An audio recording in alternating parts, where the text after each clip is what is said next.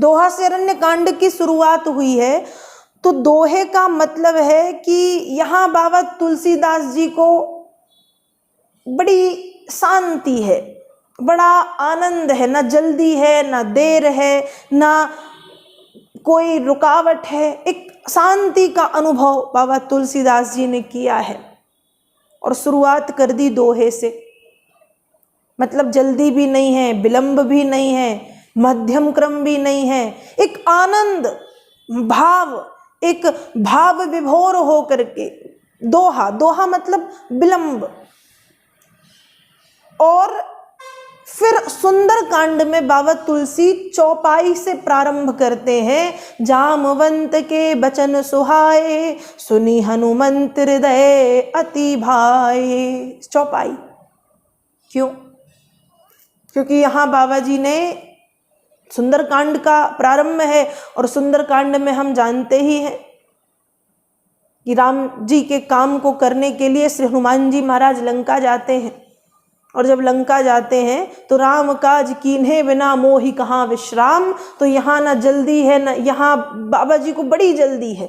और जल्दी मतलब बात बताने की जल्दी नहीं, एक उत्साह है कि हनुमान जी महाराज किस तरह से राम जी के काम के लिए बिना रुके, बिना विश्राम लिए, बिना आराम किए हुए लंका पहुँचते। राम काज कीन्हे बिना मोहि कहाँ विश्राम।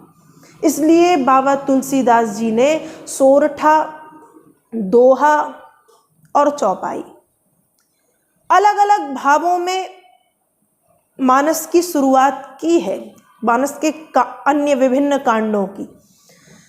तो ये मेरा मत है, ऐसा मुझे लगता है कि इसलिए शायद बाबा जी ने कहीं सोरठा से, तो कहीं दोहा से, तो कहीं चौपाई से रामचरितमानस की शुरुआत की। यहाँ बाबा जी ने 5 सोरठे लिखे। देवी देवताओं की वंदना करते हुए बाबा तुलसी आगे बढ़ते हैं।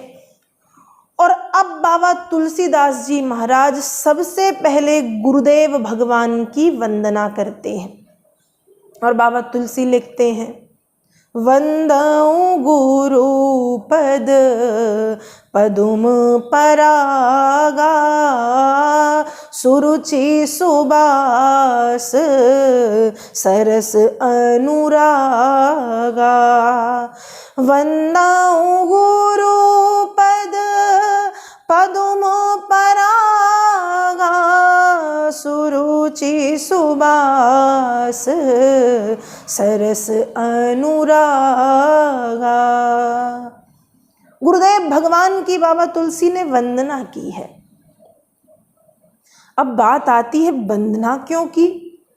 स्तुति कर सकते थे, स्तुति करना चाहिए, वंदना क्यों की? देखिए, वंदना और स्तुति में भी बहुत बड़ा अंतर है। हम सोचते हैं स्तुति मतलब वंदना और वंदना मतलब स्तुति, बात तो एक ही है।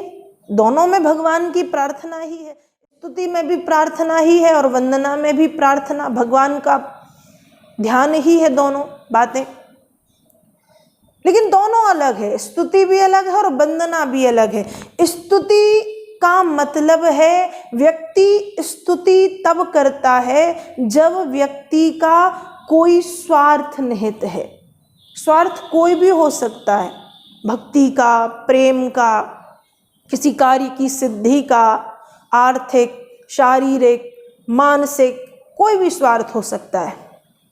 वहाँ व्यक्ति स्तुति करता है।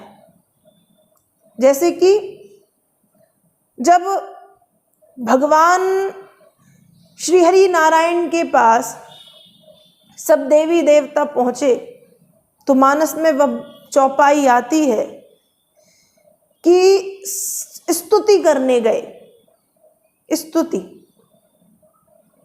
स्तुति की है क्योंकि यहाँ देवी देवताओं का एक स्वार्थ है। स्वार्थ अच्छा है क्योंकि हर स्वार्थ बुरा नहीं होता। यहाँ स्वार्थ जन कल्याण, लोक कल्याण, संत कल्याण, ब्राह्मणों का कल्याण, पृथ्वी के दुख को दूर करने का है। लेकिन है कोई भाव है, इसलिए कोई काम है, इसलिए स्तुति। मानस में बहुत सी स्तुति हैं। भगवान की अत्रि मुनि ने स्तुति की, माँ अहिल्या ने स्तुति की, सुतीक्ष्ण मुनि ने स्तुति की, बहुत सारे ऋषि मुनियों ने स्तुति गाई है प्रभु की। तो स्तुति मतलब जहां पर कोई स्वार्थ सिद्ध कराना है या हमारे मन में कोई भाव है जो हम भगवान से ही चाहते हैं कि प्रभु आप इसे पूर्ण करें, वो है स्तुति।